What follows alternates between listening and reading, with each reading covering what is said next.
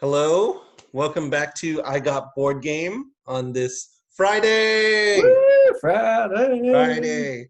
And I love it. so today we are going to be talking about a quite a bit heavier game than we've talked about so far, but it is still kind of from quite a while back, right? Maybe, 2016, I believe. okay, yeah, for the Come out. essential, right? hmm And so this is kind of the second version of the game that came out, as John mentioned, in 2016. But the game came out probably a few years before that, originally, like 5 years or so. hmm And that game is. Viticulture, Oh God! Oh winemaking. gosh! This is what it looks like, guys. Don't be scared by that. Oh, that was good. That was good. It's a game. That's so good. This is what it really looks like. Viticulture. Ooh, that's a good picture of the board. Woo. I'll keep Maybe, this one yeah, up. maybe you could keep that up there for a while. Okay, so viticulture, here you go. Essential edition actually is what we'll be talking about today. And so viticulture, if you guys don't know, the word has to do with basically winemaking. And so it's a board game. I was gonna have a wine glass with grape juice. But yeah, so for those of you who don't know, it is a game themed around running a vineyard and making wine, which is a very different theme. And I think that's part of the appeal. It's one of those interesting themes that are, I mean, more realistic kind of theme, but it's also something people don't usually do Mhm. unless it's your job. And so it is for 1 to 6 players. Plays, it says 45 to 90 minutes. So basically around an hour and a half, I would say, Mhm. towards an hour and a half with like 3 or 4 people, I would say. So kind of a longer game. It is a Euro game, so it's not really about like fighting each other, of course, but it's about running vineyards better than each other and making more money, getting more victory points than each other. Mhm. And so it's by Stonemeyer Games, which I mean, I love their stuff, and I think we'll talk about that later, like the quality of their games and components. Mhm. But for now, we're gonna quickly jump into kind of providing a bare bones, kind of how to play a skeleton, if you will, of how the game flows, just so you know when we start talking about mechanics or different steps or actions, where it all fits in. And so we will start with the main Yep. board. And so this is the main board in the game without any of the cards or pieces on it, but it Mhm. does have the slots for the cards and the places where you'll put your workers. Because the main mechanic in viticulture is worker placement. And we'll go into details of what that means, but it's mainly you're going to have pieces that are your workers, your laborers, that you'll take turns sending out to the different spots on the board to do the action there. And so the game continues as many rounds until someone reaches the end of at least 20 victory points at the bottom there.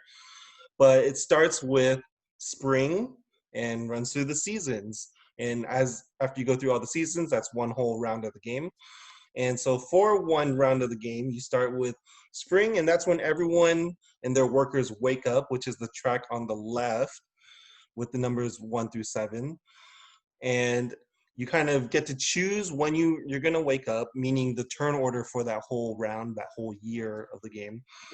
And then you'll go into summer after everyone's woken up and start sending your workers one player at a time, taking turns to do the actions on the spot, such as drawing a green card or a vine card or grapes, or playing a yellow card, or which is a summer visitor, or Mhm. giving tours to get some money.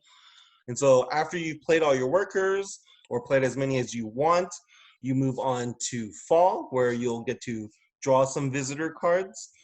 And then you'll move on to winter, where you'll get to play the rest of the workers you haven't played to the spots that are available in winter, which lets you like harvest your vineyard, your fields, or making wine. And then that's kind of the end of the year. Then you'll see where everyone is points wise, how many orders they sold. And then throughout all this, you'll have your own vineyard board also, each player. And this is where you'll track the grapes that you plant, grow, harvest, age, and turn into wine, because you have your cellars at the bottom here Mhm. that will store your wine until you actually sell them. So it's kind of this cycle of sending your workers out throughout the year to plant, harvest, sell wine, and getting money and victory points that way. So hopefully that gives you an idea of the very bare bones of how the game flows. And so now this is when we'll go into our thoughts on the different mechanics as we usually do. So Yeah. John, what do you Yeah. want to start with? So viticulture is a really great game in my view, in my opinion. Already spoiling Just your review. jumping in right away. There is a lot of rules involved with this game. So this is not I think a lot of the games in the past we've done, most of them tend to be pretty easy to just jump right into without needing to really review the rule book way ahead of time or things like that. This game, it's best to either have somebody who takes time reading and understanding the rules, or watch through a playthrough, or that you've played, or at least somebody in the game has played the game at least once before. This is not a game you want everybody new to try to figure out, because then it'll make your game not 45 minutes to 90 minutes long. It will make it 3 to 4 hours, maybe. But I mean, but I would say it's not like complicated rules, right? It's Yeah, just there's just a lot of stuff going on. it's not that it's complicated. It's just there's a lot of things that are happening. So I even as Ben was talking about all the pieces and all the components to the game, just showing you that bare bones, like there's a lot that you're probably seeing already there. But as you kind of play through the game, I think as he was kind of explaining at the beginning, is one of the things where this is not usually my forte where I speak, this is usually Ben's space to speak, but thematically, the way that this game plays really fits well, or the theme of the game fits well with the mechanics of the game, right? Where it's a worker placement game, and viticulture winemaking is a lot of where you spend your time and how you spend your time in building a vineyard or creating a successful, enterprise of winemaking and wine selling and stuff. So there's, as we were saying, there's many things you can be doing with your workers, which is, planting your vines so that you can start making grapes. There, you can get more workers where you send a worker basically to go hire you workers for you, right? You're allocating those resources there. You could use some of the time to attract visitors that give you more money. You can, in the later seasons, go find, request orders where it's basically you're saying, what kinds of wines should I make that I can sell to people, basically? Or, how do I actually get the wine and make the wine, right? Because you also have to do that, right? Like if you harvest the grapes, it's great that they're there and they're aging, but you need to make it into wine. So you need to spend time doing that. And so the way that you're using your workers over time is going to be it really matters a lot as you're placing them on the board. And so actually, yeah, in talking about the worker placement part, which I mentioned is like the main mechanic of the game, that is basically how you would describe viticulture, right, as a worker placement game. For those of you who haven't played those kind of games before, obviously there's more gateway style versions. Like a big one in modern times is Lords of Waterdeep, right? Like a Dungeons and Dragons themed worker placement game, not an RPG role playing game, but a worker placement game. But then as a mechanic in itself, it's an interesting choice for games, because when you make a game, I think that's worker placement, I feel like it has to come across your mind whether to make it worker placement or like action point system, because we've talked about other games like Pandemic, which is action point, and you're just, you have a certain number of actions you can take on your turn, and you can do any of them as many times in whatever order that you have action points. But then the interesting thing about a worker placement game is very common to it is there's spots that you can go to do the actions, right? Like that's basically spending your action points to do an action. But because it's marked by your workers, there are limited number of spots for every action. And so if you're going in turn order, playing one worker at a time, very quickly in this game, you could get blocked out of an action you wanted to do if you didn't time it right, in considering what other players wanted to do that round also, right? Like if it's like you were expecting to get a vine card that you wanted to plant in your vineyard later, and you're like, oh, but I want to do some other things first. And then the other players on their turns took up all the spots, then you just aren't able to get vine cards for that whole year. Yeah. Yeah. And that's also why it's really important as a worker placement game. And that's different than just an action tracking game in other styles of games or other games. And that's why it is a distinct kind of it is a distinct mechanic, because typically in a worker placement, the idea is that there are a limited number of available ways to do this action. So once it's used up, there really is no other option, and you'll have to wait an entire round before you can get back to it and have the opportunity to get back to it again. And in that way, that's that kind of indirect competition, right? Where you're not like directly like fighting someone, but, oh, I got here first, you know? Exactly. Yeah, and I think one of the things to that too, which, you know, as we were saying, like sometimes you can feel blocked, which is frustrating, right, in this game. But I think one of the special and very unique things about this game is that the viticulture really allows for a breadth of opportunities in which, even if it's maybe not the best action or the one that you were planning on taking, there are still a lot of other things that you can do with your workers, right? There's a lot of other things that can still supplement or augment your strategy and your plans for the end of the game. And that, I think, is one of the things that I really enjoy about this game, is that that you can do a lot of different things in this game.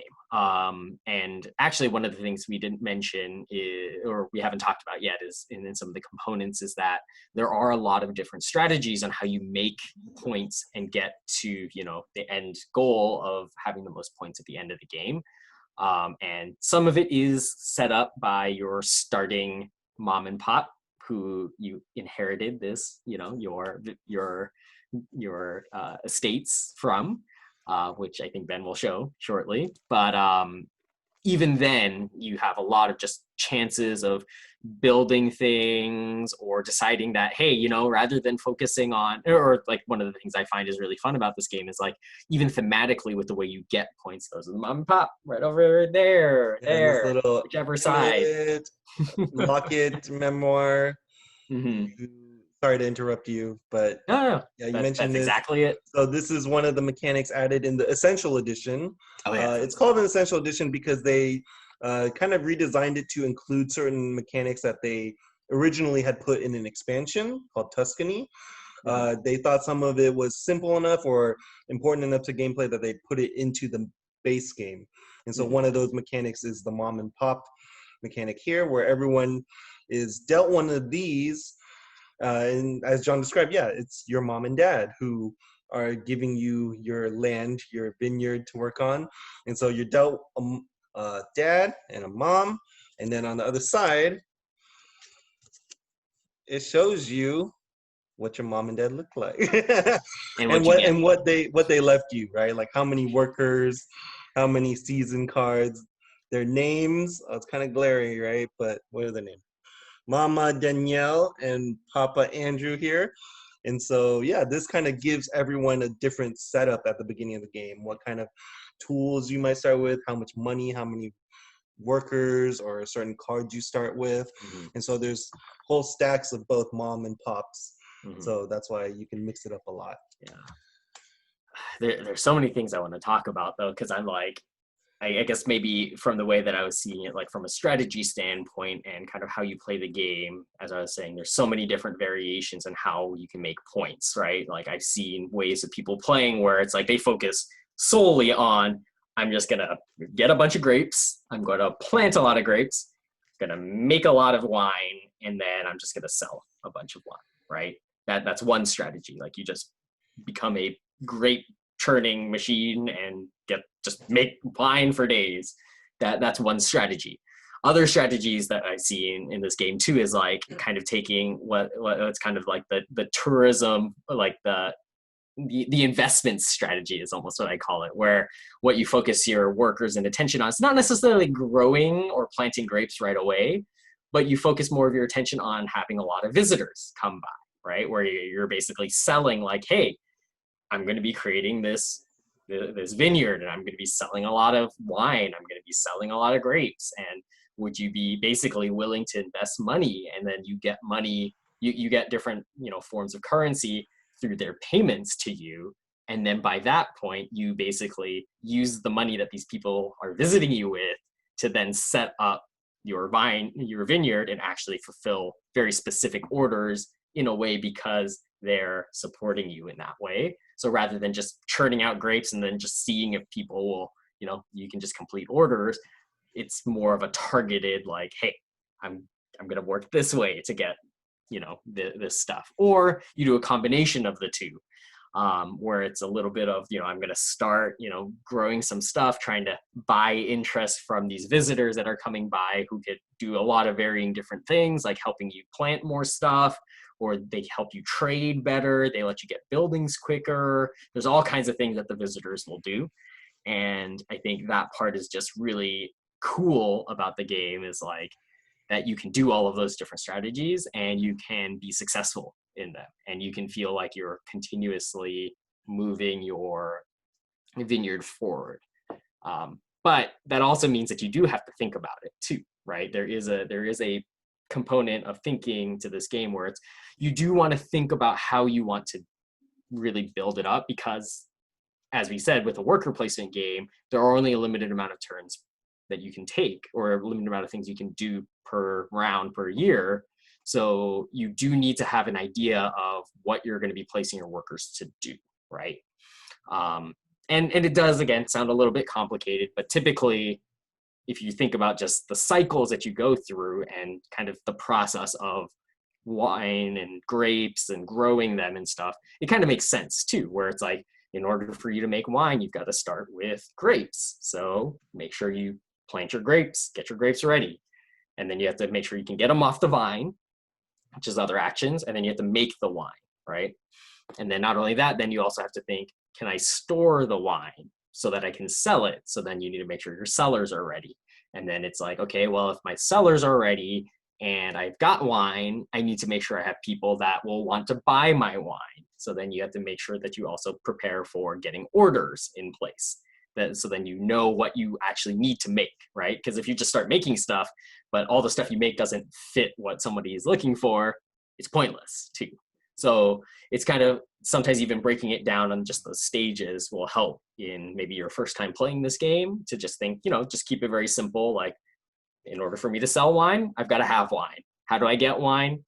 By planting grapes. And then you just start from there. Yeah, I think in breaking it down in that process, right, which as you're kind of mentioning, right, each one of those steps is like a different part of the board or a different card that you need to try to get, different action you need to take.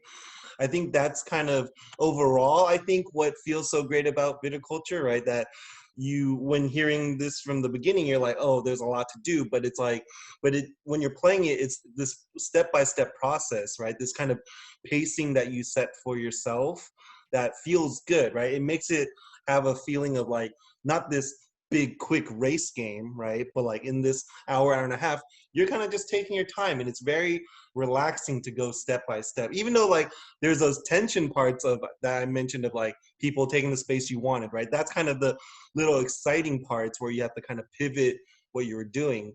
But overall, like going step by step is, I don't know, it's relaxing. Maybe part of it is because of like, I think the art with the game, it has this kind of, the only way I could describe it is like old-timey rustic feel, right? Like the Tuscan like landscape of with your vineyard.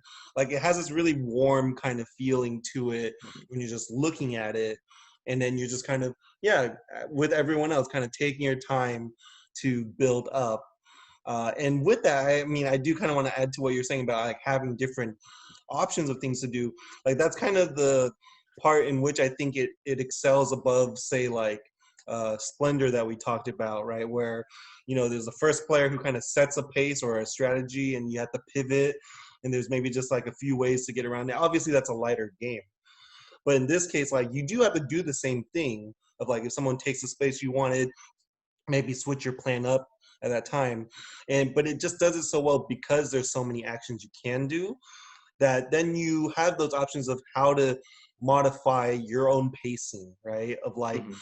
like, oh, maybe like this is my chance to get a lot of vine cards ahead of everyone, right? So then maybe that's what you end up doing because people aren't taking those spaces. And then you know that in a sense your pacing is more like lopsided toward that in the beginning, right? Of like planting a bunch first and then having a lot more to harvest than other people though, you know? Mhm. And so it's cool the different ways you can see your strategy just changing slightly by people's actions at times, but it's still kind of setting your own way of going through the process. Mhm. Yeah, I was gonna say, I remember the first time we played through this game. This game definitely gave me that sense and that feeling of like, if I had a glass of wine right now, sitting around with everybody, it would totally fit in right now. The entire feeling of how we're playing this game, right? And I think that's also one of the nice things about it is like, be being slow paced already actually lends credit to the game, where I would also say in a lot of games that are like this where there's a lot of thought involved, you can also have a lot of what, I think we referenced it multiple times, of like action paralysis or thought paralysis in kind of deciding what to do on a round. But I think part of the appeal of this game is that because it's already kind of slow paced as it is, that feeling of taking the time to think about it actually feels okay in this game. If Mhm. anything, it doesn't give you that same sense of like, oh my gosh, this person is taking like 5 minutes to decide what they want to do. You kind of already see it here in the game, and it's kind of already like part of what you're doing. And I don't know, it's again maybe thematically, feeling wise, it just doesn't feel like it's as much tension as I've felt in some other games where I've either been or have been the recipient of somebody who takes a lot of time in taking their turns. And I think that's also really good about this game too, is that it gives it that sense and it gives it that feeling. I think another smart part about the options it gives you is that it doesn't feel like a point salad game, right? That's kind of, point salad is kind of a casual board gaming term where it's a game that every action you do gets you points somehow, you know? And so then those games usually can have like really high scores, Except for this one. or like more casually, you're just like, oh, I'll just do whatever and see what points I get at the end because everything gives me points. Where in this game, like you have these options, but yeah, it doesn't feel like point salad because yeah, it's not like every action you're taking is getting you points, but they're still valuable because it sets you up for Yeah. points or money later, right? Where it's like, for example, if you have to sidestep your plan from like getting vine cards, right, that you plant and harvest later, to just taking visitor cards. Well, visitor cards are very powerful too, right? They're kind of based on like certain scenarios happening of like, maybe you can trade these grapes for certain things later, or you can like draw more stuff or have everyone take some action together when you play that visitor. Like every visitor Or card that I everyone was gives you showing, money. I mean, what I was showing earlier were the two stacks of visitor cards, the summer and the winter. And well, one small detail is I'm pretty sure they're all different art, which is amazing for so many cards. They're all different art. They're all different like titles, like the architect to the agriculturalist to the artisan. Well, those are all A's. To the hotelier. Yeah. Um, but like they're all different. That's just like a cool little detail, and like shows kind of the quality that they put into it. But like their abilities are generally very helpful if it's like in the situation, if you find yourself in the situation that it applies, right? And so then yeah, sidestepping that way, it's like, okay, I'll just get a bunch of visitor cards, which don't get me vines now, but it'll help me make a big move later on. Or if you draw them, sometimes they actually may get you vines that you might have wanted, right? And that it also has a little bit of that component and nicety to it. And then kind of going a little bit back to that point, to the point Ben was making about the point salad and kind of the just hyper gaining of points over time really quickly. That's the other thing that's nice about this game, is that there really is only a couple of ways to make points. And in the end, pretty much everybody has to do them at some point, right? Because ultimately the game is viticulture. It is about making wine and fulfilling these orders, which are the order cards, which are pretty important because those both give you points. But then the other thing we didn't mention too is that they also give you the ability to start making money slowly over time, because that's also a way of sort of creating and developing your brand, right? So the more you sell and the more orders you can set up, the more, I believe it's called residual income, will come into your estate, which will help you fund more projects or help you prepare for getting either more points through visitors or through fulfilling more orders. Right, so Ben is showing an example. Yeah, so these are order cards, and so you can see in the top is like the different wines you need and the quality of them. There's a number in them, which we didn't mention, but I think is a cool touch. And then how much residual money you'll get, basically ongoing payments, and the victory points you'll get at that time when you get to fulfill this order or take the action to fulfill this order. And so, yeah, actually, so then a small detail I think is really cool, because it's a thematic detail that's been turned into a mechanic, is the idea of the grapes you harvest and the wines you make from them. They are stored, right, in your cellar. And so they actually age over time, which is, for people who know wine, right, like you want the older wine, right? The better quality that way. And so that's why there's like these different qualities or levels of wine that the orders will need specifically. Obviously, this is like a customer, so you can even give them a higher quality wine if that's all you have. But yeah, and so I think that's a really cool detail, right? Because when they're on your player board, they slowly age over time. Every year or every round, at the end of the round, they'll move up on the track, right? Increasing in value in their quality. Both in grapes and in wine. And that's also grapes really and wine. And then when you turn the wine into the grapes into a wine, you'll combine their number to become the wine that they are. And then there's obviously the little recipe here of making, red grapes will make red wines, white will make white, but then you have blush and sparkling wines, which are also like take higher level grapes and multiple grapes to make. I think that's just a really cool thematic detail that they included with the actual winemaking. So it's not just like one way to make wine, right? Like collect just generic grapes and turn that into wine, and that's it, you know? There's 2 different kinds of grapes, 4 different kinds of wines, and the aging over time, I think is so cool. And so there's that's the wine part. Also with your own player board, actually we should mention right now, is there's also like money you can spend in this game, lira, I think, to actually build different equipment or items for your own player board, which give you different bonuses, like drawing more cards during fall, or allowing you to plant certain vines, because certain vine cards will have a requirement of needing a trellis, or the other equipment. The water tower, I think. The irrigation. Oh, irrigation. Irrigation or trellis. And so that's kind of another way that you customize your own way of playing depending on what vines you want to plant, right, and harvest later. So that's a small detail, which is cool. And then let's see, going on to the different actions. I think, obviously, I think an important action, which is very kind of common to all worker placement games, is sending a worker to somehow get more workers, right? I think, again, that's part of the pacing that you're setting for yourself, because everyone starts with a certain number of workers, depending on your mom and pop.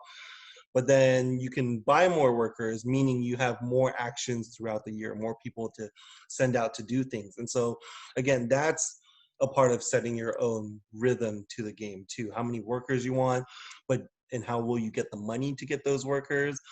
You have visitor cards that can help you get workers too, maybe get them cheaper. And so stuff like that, I think it's just all cool, and how it combos together, right? And again, that flow that you mentioned of each step you're taking. What else? What else is cool about this game?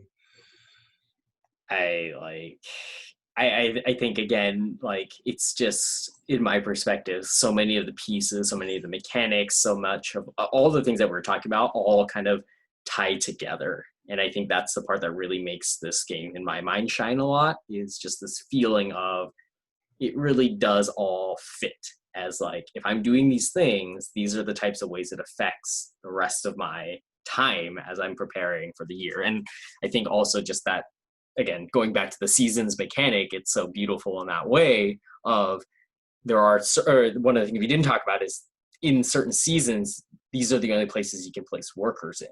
Mm. And then in another season, this is the only time in which you can do those actions. So it's not only where you're placing workers, it's also the timing in which you get to place workers, where it's like there may not be a lot of things you want to do during the summer year, like during the summertime of the year, because maybe you have enough grapes or you planted what you need and you don't really have visitors that are coming or any of the other things to do here.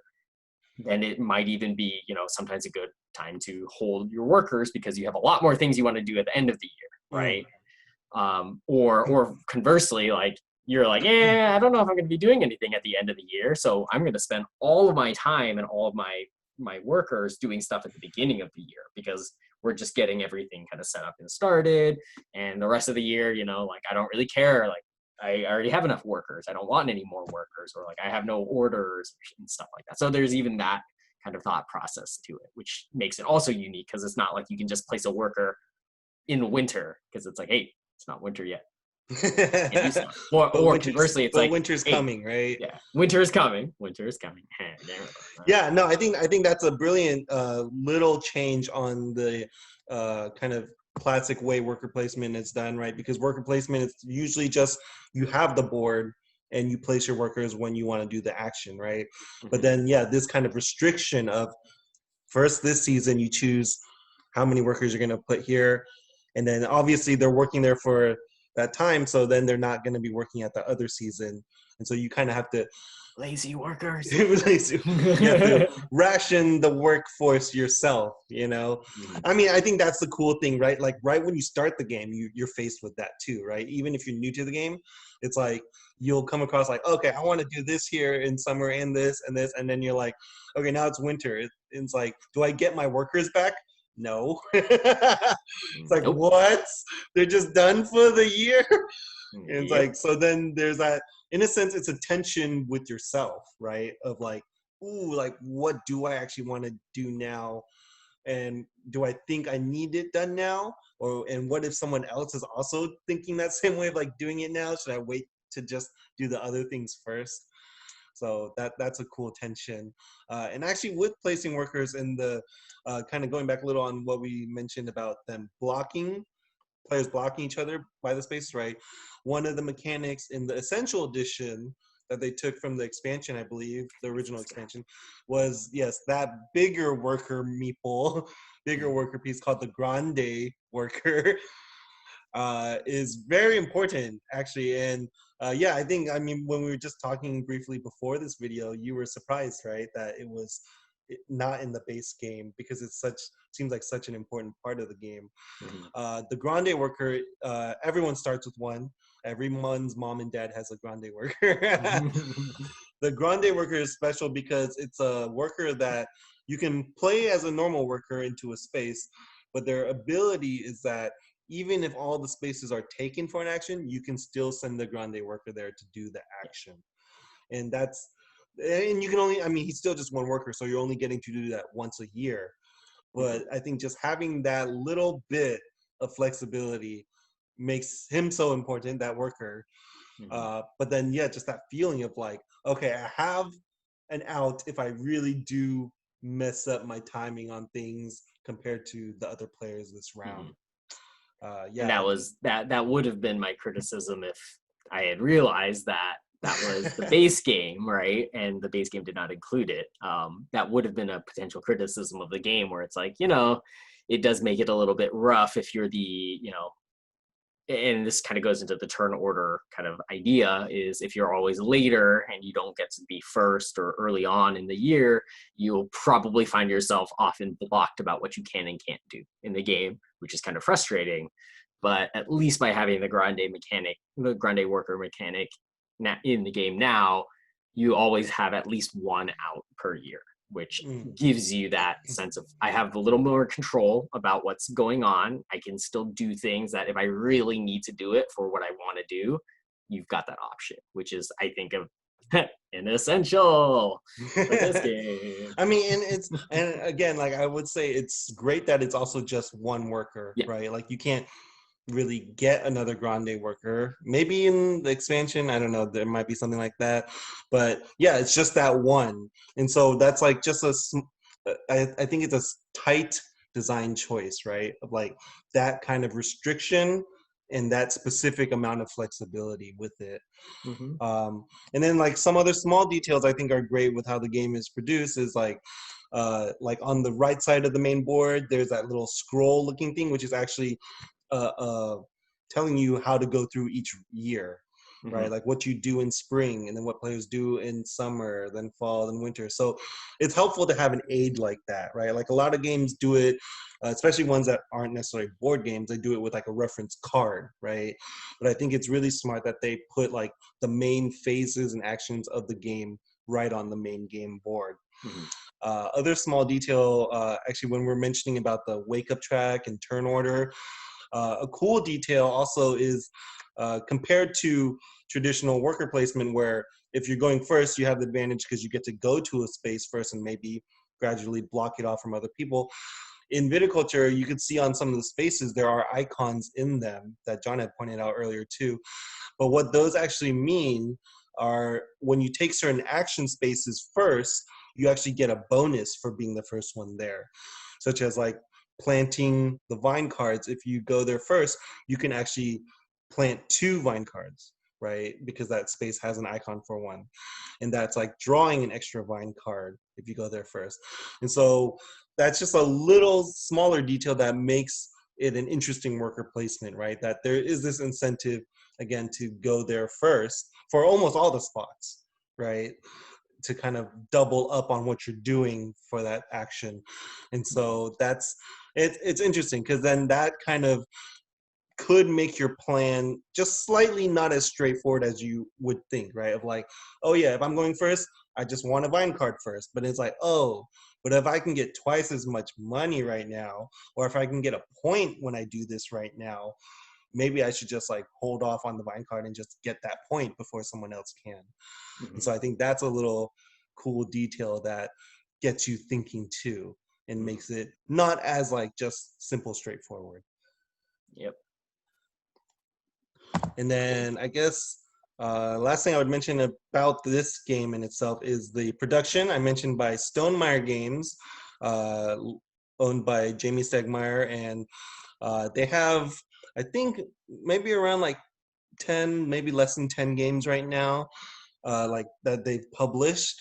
But when they publish a game, it is usually kind of gets a lot of attention because of the quality of the components, the how well the gameplay goes in the game. It's usually not like very, I would say, I don't know how to describe it, like not like stereotypical mass market gateway game, you know, like they have interesting mechanics and themes, and usually like medium weight to heavy, I would say, most of their games.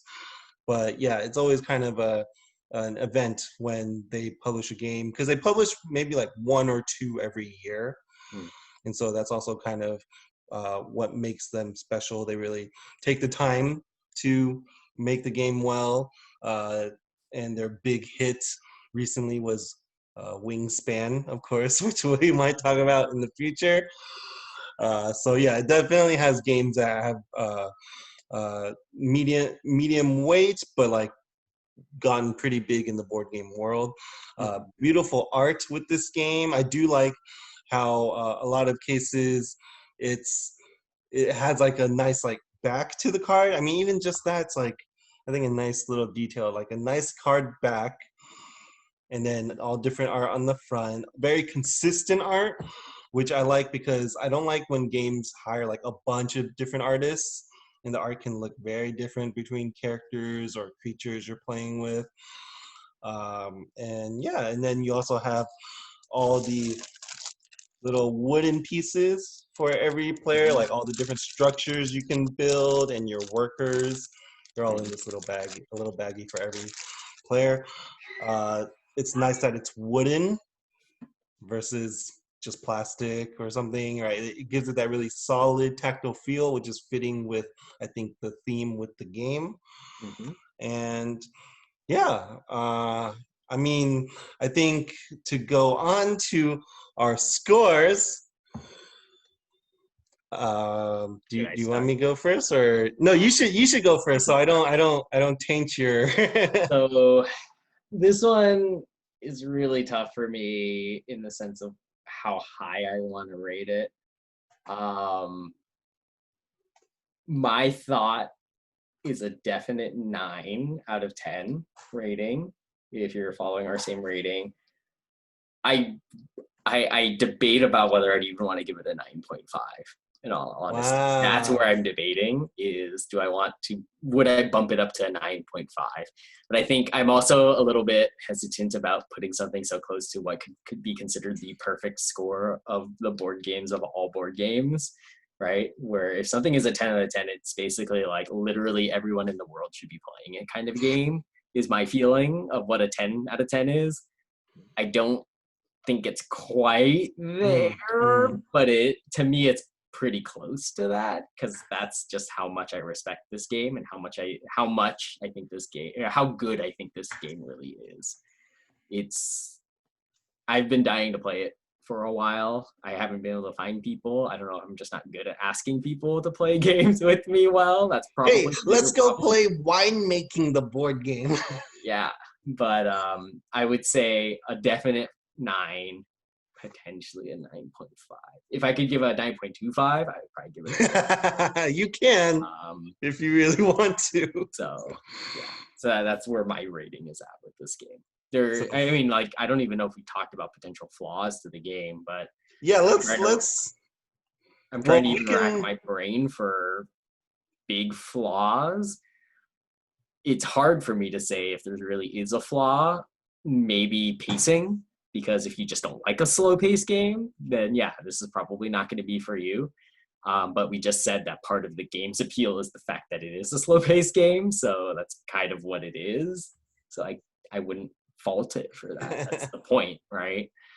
Oh, I think one thing we mentioned when we were talking briefly, like maybe even last week about this, was I think the one thing I would maybe, well, not even me, I wouldn't complain about it really, but I can imagine some people complaining that the cards that you're playing with a lot are these small cards. Oh, yes. Versus like regular poker size or American size cards. These are like mini American or mini European size cards. Because some people, I have heard complaints of like people who have bigger hands or stuff like that. They don't want to be holding these small cards all the time or trying to shuffle these. But I mean, yeah, I can imagine that complaint. But I it's not an issue for me. I think it makes hands. So I have small hands, but it also like I said we. It makes it fit in the box too, right? Like, because if you have bigger cards, you're gonna need a bigger insert, and the way it is right now, I think just has a great kind of rectangle shape to it, right? With all the cards slotted on the side here. But if you need American size cards, you'll need to like expand it even more this way or something like that. It just makes it bigger than it needs to be, right? Where this is not even, I would say this is a medium-sized box for a board game, which is pretty cool that such like a heavy game can be put into that kind of size. Exactly. So yeah, that's the only thing I can really think of. You could say like, if you don't like the theme, I guess. I don't know, like, but the theme actually is even a thing that's like, it's interesting to people I've introduced it to, you know? It's not like immediately like, oh, that's boring. It's like, whoa, that's really different. Like, how does that feel as a board game? And it feels great. It does. What is your rating? So my rating, which hasn't changed for a long time is, let's get to Board Game Geek. I gave it a 9. I mean, actually, since you mentioned going up to 9.5, I'm like, would it go to 9.5 for me? Because I think you reminded me, I had to look up a list I made a couple years ago that Viticulture, I think it's technically in my top 5 games of all time. And that's like, should that be a 9.5 then? But I do think your point is very valid of, is it a game that everyone should be playing? It's like, no, not everyone, right? It has a lot going for it, but if it's just this kind of stuff you don't care for in the board game, then yeah, I think it's something you should try at least once. But yeah, not like, oh yeah, everyone should want to meet with their game group and be like, yeah, let's just play Viticulture every time. Although I So wouldn't fault them to say that, because that should be sometimes what you should say. But so that's that would be what would keep it from, yeah, probably 9.5, 10 for me. But 9, yeah, definitely up there. Top 5 for me. I was actually speaking with my cousin. I'm gonna name drop him here, Daniel. Daniel, I mean, he said he would try this game again. He's tried it and he didn't like the kind of long feel of it. But Daniel, we're gonna try it again. Okay, we're gonna try it, called out. and you're gonna love it. I don't know if he appreciates me dropping his name like that, but I told him I would, so I did. And now you have a video recording the fact that you said you will play it again. So we will try it again. So yeah, 9. I mean, even by Board Game Geek rating, right? Like the average rating, 8.1. That's really good. That's really good. Like, it's a lot of games that are kind of like popular fall around like between 7 and 8. But to have one that's up at 8 with thousands of ratings, like that's really solid. And of course, up here it even 25K says, ratings. So 25K rating. yeah, That's a 25,000 lot of ratings. That's really solid to have an 8.1 after that. And of course, even up here, it's saying it's the ranked 20th strategy game of all and 21 of all games out of 80,000 games. Like that's a good game. That's a good game. So yeah, so the last thing I would just want to mention, since we're talking about viticulture, is there is one expansion for it, and we've been referencing an expansion a lot, right? Because originally there was just viticulture and then the Tuscany expansion. And so obviously with Viticulture Essential Edition, there is Tuscany Essential Edition, which is kind of, in a sense, the stuff that is left over from the previous expansion that wasn't, taken out and put into the base game, right? Which actually had a lot of modules you can add, and you can choose what you want to add. But from what I remember, the original one had like, I don't know, like 10 to 13 modules or something. It was a lot. And so this one, I don't know exactly how many. I think maybe just like 5 to 7 modules you can choose to add. But like, it is kind of interesting stuff. Like there's special workers you can hire that I think get a bonus for going to certain action spots. There is a new equipment you can build in your own player board, so different kind of equipment. And there's a new board where there's a new board. That's the one seasons. that John is most interested in. It is a board with all 4 seasons, so there is different things that happen through all 4 seasons. And even I think the actions that are on the board already are kind of even split again, so there's things for that you can only do in spring, summer, fall, winter. And so that kind of changes things up. I think overall, I tried it with the Tuscany expansion once, and it kind of, I mentioned it makes the game longer feeling because you have even more things going on, without necessarily making it that much more like intense, I would say. And so it's more of a how thematic do you want to get with the game. Do you want to spend more time and play a more thematic game. I think maybe one issue with the expansion of like the board actually is it might make players' strategies so different that there isn't that tension of interacting with each other in some way. Hmm. Because then you're really just going about, I mean, there's just so many options. Then you're just like, I'm just going to do this thing that you're not even caring about, you know? So, so yeah, I mean, it's good if you like viticulture. I think Tuscany is worth trying, but again, it's kind of makes it lengthier, more thematic, but not necessarily even more fun than the base game is. And so, with that, that is our review of Viticulture Essential Edition. Hope you guys get to try it. Even, I mean, it is kind of the first bigger game we've talked about, but I think hopefully people can build up to those because I think that's uh, a lot of the more interesting things that board games can bring once you start playing beyond just card games, gateway games, filler games, onto some heavier games. And so with that, thank you for watching, listening. Hope you get to check out the game. And until next time, we'll see you then. See you Bye. later.